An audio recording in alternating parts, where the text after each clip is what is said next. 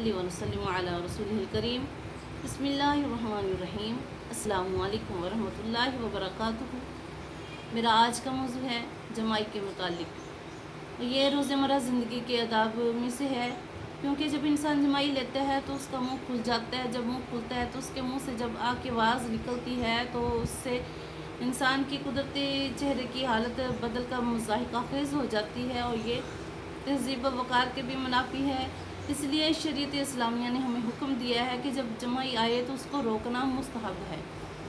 बुखारी शरीफ की हदीस पाक में है, हज़रत अबू हुरैरा रज़ियल्लाहु तआला से मरवी है कि रसूलुल्लाह सल्लल्लाहु अलैहि वसल्लम ने इरशाद फरमाया कि अल्लाह ताला को छींक पसंद है और जमाई नापसंद है। और ये आपने फरमाया कि ये शैतान की तरफ से होती है। जब किसी को जमाई आए तो जहाँ तक हो सके उसे रोकने की कोशिश करे, क्योंकि जब कोई शख्स जमाई लेता है तो उसकी इस बात पर शैतान हंसता है, यानी कि खुश होता है, क्योंकि ये कसल और गफलत यानी कि सुस्ती की दलील है, और ऐसी चीज़ को शैतान पसंद करता है। और एक और हदीस मुबारक में है, मुस्लिम शरीफ की हदीस पाक है, और हज़रत अबू सईद ख़दरी रज़ियल्लाहु तआला बयान करते हैं कि नबी करीम अलैहिस्सलातु वस्सलाम ने इरशाद फरमाया है, जब किसी शख्स को जमाई आए तो वो अपना हाथ अपने मुंह पर रख ले, क्योंकि शैतान उसके खुले मुंह से अंदर दाखिल हो जाता है। जब नमाज में जमाई आए तो अब क्या किया जाए, इसके मसाइल हैं कि जब हम नमाज में होते हैं और नमाज में दोनों हाथ बंधे होते हैं क़याम की हालत में, और उस वक्त जमाई आए तो पहले तो कोशिश करें इसको रोकने की। अगर हम लोग जानबूझकर जमाई ले रहे हैं तो इससे नमाज मकरूह हो जाती है। अब क़याम की हालत में जमाई ले रहे हैं और दोनों हाथ बंधे हुए हैं तो दाहिना हाथ मुंह पर रखे, और जब रुकू में है तो फिर बायां हाथ उल्टी तरफ से मुंह पर रखा जाए, और जब नमाज के बाहर हैं तब भी बायां हाथ उल्टी तरफ से रखा जाए।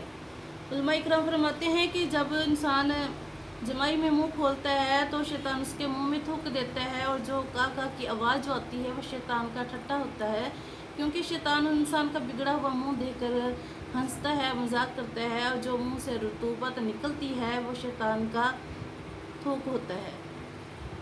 अब इसको जमाई को कैसे रोका जाए, इसके बारे में फुक़हा इकराम ने बेहतर तरीका बताया है कि पहले तो उसको कोशिश कर रोकने की, जब ना रुके और आ जाए तो फिर क्या किया जाए। जब जमाई आए तो उस वक़्त होंठ को दांतों से दबाएं या दोनों दांतों को आपस में जोड़ लें।